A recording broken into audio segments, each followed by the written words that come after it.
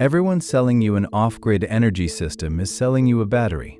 Solar companies sell you panels, and then they sell you a battery wall to store what the panels collect. Wind companies sell you a turbine and then a battery bank to hold the charge.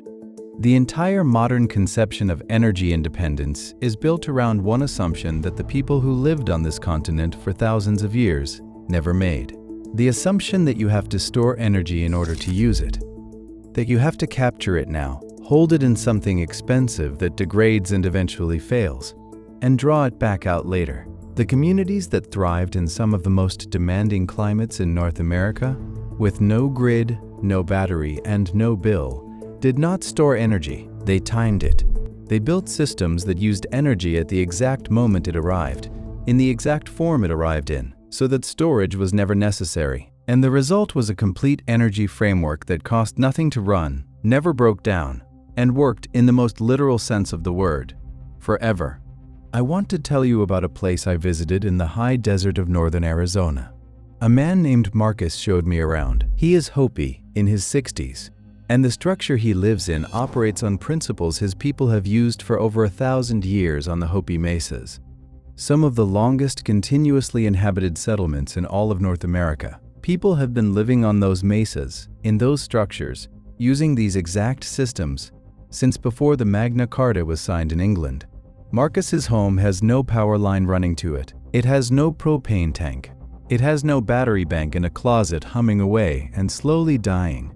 And it has everything he needs: heat in winter, cool in summer, light during the day, hot water, a way to cook, all of it driven by energy that arrives free every single day and is used the moment it arrives. If finding knowledge like this matters to you, hit subscribe and turn on the bell. I want to make sure these videos keep reaching the people they are meant for. Now let me show you what Marcus showed me. The American residential energy market generates over $230 billion a year. The home solar and battery storage market alone is projected to exceed $30 billion annually by 2027. Every dollar of that depends on a model of energy that requires hardware. Panels, inverters, charge controllers, and above all batteries, the single most expensive and shortest-lived component in any off-grid system. A lithium battery wall costs between $10,000 and $20,000, degrades measurably every year, and must be replaced within 10 to 15 years. The battery is where the off-grid dream goes to die for most people, because the battery is the part that makes the whole thing expensive, the part that fails, and the part the industry most wants to keep selling you. The Hopi framework eliminates the battery entirely, not by using a better battery, by making the battery unnecessary. Here is the core principle, and once you understand it, the entire system unfolds from it. Energy does not need to be stored if it is used when it arrives. The sun delivers enormous energy to your home every day, for free. The problem the battery solves is the mismatch between when the sun delivers that energy and when you want to use it. But for most of your actual energy needs, that mismatch does not exist, or it can be eliminated through design. You need heat most in winter, when the low sun shines directly into south-facing openings. You need light during the day exactly when the sun provides it.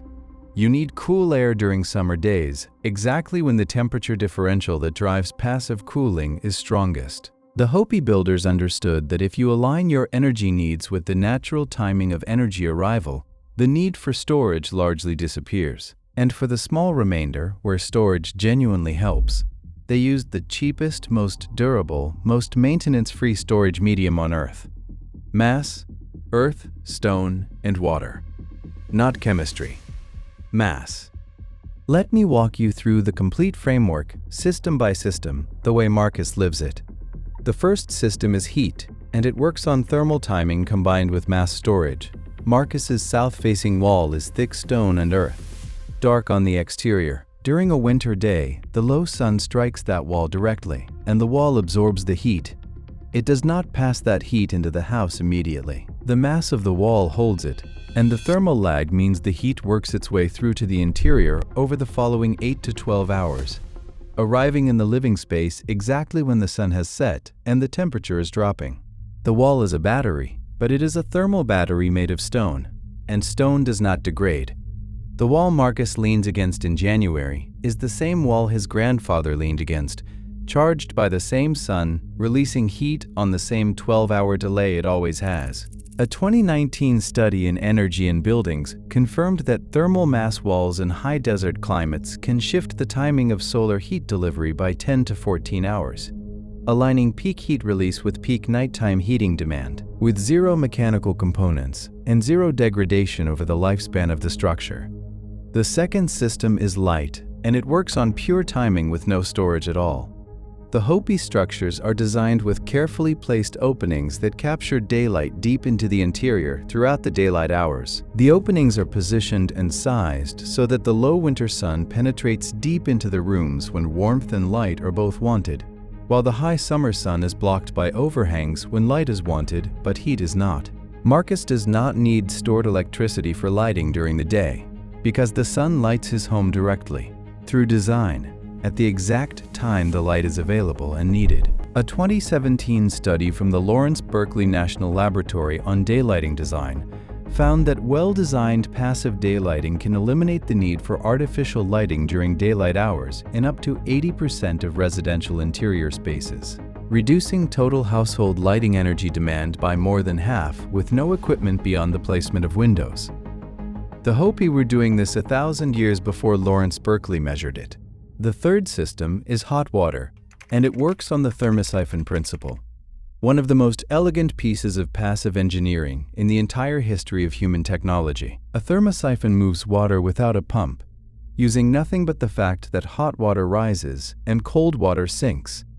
You place a dark water vessel or a dark pipe array where the sun strikes it. The water in it heats and rises. As it rises, it flows into a storage tank positioned above the collector. Cooler water from the bottom of the tank flows down to replace it, gets heated, rises, and the cycle continues on its own, driven entirely by the temperature difference.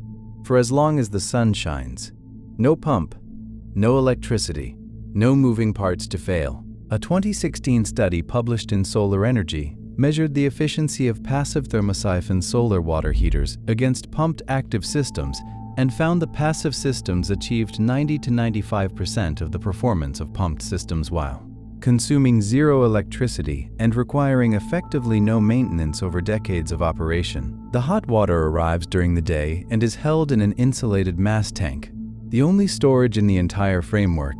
And even that storage is just water in a tank, the cheapest and most durable storage medium imaginable. The fourth system is cooling. And like the heating system, it works on thermal timing, but in reverse. During summer, Marcus's thick mass walls absorb the cool of the desert night. The desert cools dramatically after sundown, often dropping 40 degrees or more from the daytime peak. The mass walls soak up that nighttime cool and hold it. Through the following hot day, the walls release that stored coolness into the interior, keeping the house comfortable while the sun bakes everything outside. At night, the walls dump their accumulated daytime heat back into the cool night air and recharge with cool for the next day. The wall breathes on a daily cycle, storing cool at night and releasing it by day, storing heat by day and releasing it at night, perfectly out of phase with the outside temperature and perfectly in phase with what the occupants need. No refrigerant, no compressor, no electricity. Just the daily oscillation of desert temperature and a mass wall thick enough to ride 12 hours behind it.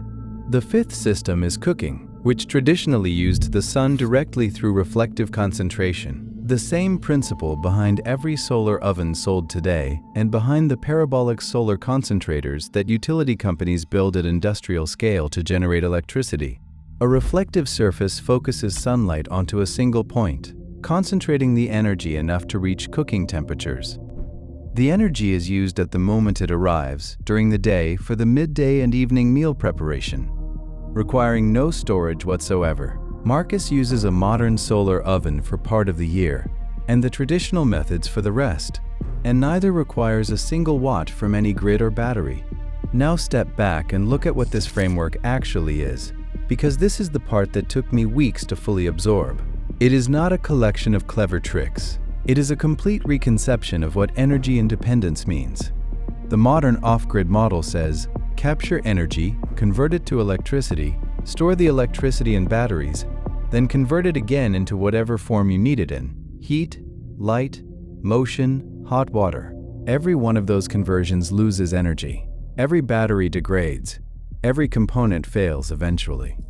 The Hopi model says use each form of energy directly, in the form it arrives, at the time it arrives, with no conversion and no storage except cheap, durable mass. Sunlight becomes light directly. Sunlight becomes heat directly. Temperature differential becomes cooling directly. The framework has almost no failure points because it has almost no components. There is nothing to break because there is barely anything there. It is just a structure, designed correctly, working with the energy that arrives at its walls every day. And this is precisely why the energy industry has no model for selling it to you. There is no product here. There is no panel to manufacture, no inverter to sell, no battery to replace every 12 years, no service contract, no proprietary component, no recurring revenue of any kind. The Hopi framework is pure design knowledge applied to free ambient energy. You cannot patent the angle of the winter sun. You cannot trademark the principle that hot water rises. You cannot build a $30 billion industry around the fact that a stone wall stores heat and releases it 12 hours later. So the industry built its business around the one model that does require expensive hardware, the battery-based electrical model. And the design-based passive model that the Hopi refined over 1,000 years simply fell out of the conversation. Not because it does not work, it demonstrably works, on the Hopi mesas, right now, as it has for a millennium, through winters that drop below freezing and summers that exceed 100 degrees. It fell out of the conversation because there was no money in it. And I want to be clear about something, because it matters. This is not the industry lying about the physics. The physics is in their own engineering literature. The Department of Energy publishes passive design guides. Lawrence Berkeley measures daylighting performance. The research confirming every piece of this framework sits in peer-reviewed journals. The industry does not need to suppress the science. It only needs to not sell it, not advertise it, not build a single marketing campaign around it, and let the absence of a product to purchase keep the knowledge invisible to the people who would benefit from it most. Here is how you begin applying this framework to where you live. Regardless of whether you are off-grid or fully connected to the utility, start with the timing principle. Identify which of your energy needs already align with the natural arrival of energy, and stop paying to store or generate what the sun already provides at the right time. Daytime lighting is the easiest. Most homes burn electric light during daylight hours in rooms that could be daylit through better window placement, light tubes, or simply opening what is already there. A solar tube, a reflective shaft that channels daylight from the roof into an interior room, costs $200 to $500 installed and delivers free daylight to a windowless interior space for the life of the house. With no electricity. Add passive solar water heating. A thermosiphon solar water heater can be built from basic materials or purchased as a complete unit, and it dramatically reduces the largest or second largest energy load in most homes. Water heating accounts for roughly 18% of a typical home's energy use, according to the Department of Energy. A passive thermosiphon system has no pump to fail, no controller to replace, no electricity cost, and works reliably for decades with nothing more than occasional inspection. In freezing climates, it requires a drainback or closed-loop design to prevent the collector from freezing. But the core principle holds everywhere the sun shines. Add thermal mass on the timing principle. Interior thermal mass, a masonry wall, a water wall, a tile floor over a slab, positioned to receive winter sun, stores daytime solar heat, and releases it at night, exactly as Marcus's walls do, shifting your heating demand onto free solar energy delivered on the natural 12-hour delay. Each of these is a piece of the framework. Together, applied to a home designed or retrofitted around them, they reduce or eliminate the energy loads that the battery-based off-grid model exists to serve. You do not need to store electricity to power a light if the sun is already lighting the room. You do not need a battery to run a pump if the water moves itself. You do not need a compressor to cool a house if the walls are doing it.